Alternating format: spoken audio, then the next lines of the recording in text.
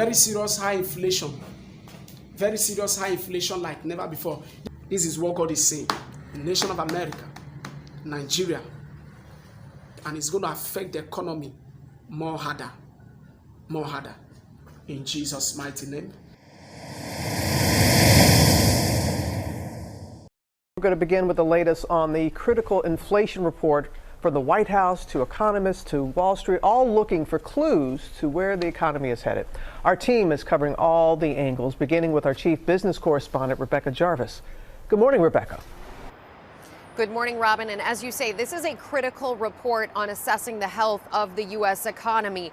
Prices up in April from a year ago, 8.3%. That is still a 40-year high, though it is a lower pace than what we saw in March, where prices were up 8.5% from a year ago. And the trouble here is that it's really inescapable. If you look at prices across the board, food prices have now been up for 17 consecutive months, up 9.4% from a year ago. Energy prices came down a bit, but they're still up 30.3% from a year ago. Shelter costs up 5.1%. That is rents, the cost of housing for Americans, also going up. You see airfares and new cars also going up in prices. And that's weighing on things, particularly when you consider the fact that wages, which are up significantly 5.5% from a year ago, are not keeping up with this inflation. Now, it's not only a question for American families, keeping things out of reach, making it too expensive to go to the grocery store or the gas station. The other question this raises is what it means for the economy more broadly. It can mean a recession, and there are many economists who believe the odds are now increasing for that. If you look back to World War II, you've seen these rising prices precede every recession.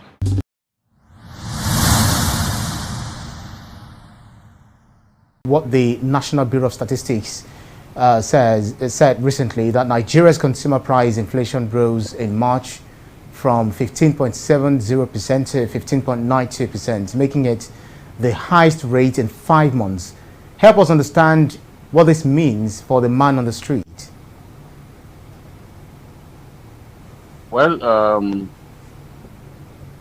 even without the NBS coming up with these statistics, even without the NBS telling us that inflation is rising in our country, you and I know that that is the case.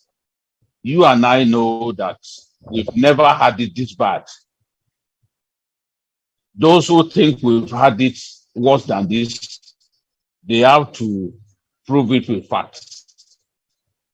And we can go on to explain that gas prices have never been this high. As people were battling against high cost of cooking gas, for example, we now have this problem of high cost of diesel. People were buying diesel at 225 naira per liter. Suddenly, in the wake of Putin's senseless war in Ukraine, we now have diesel selling for as high as 750, or in some cases, even 800. Now have to pay more for diesel. And at the end of the day, they are going to push that burden onto the consumer. That is what we are seeing. They are pushing the burden onto the consumer. Look at it this way also. Even the cost of building materials, the cost of sand, cost of granite, cost of gravel have gone up significantly because of diesel. Because of diesel. Because the trucks that bear these items from the places where they are produced spend a lot more now fueling. The drivers spend a lot more now fueling their trucks. So what do?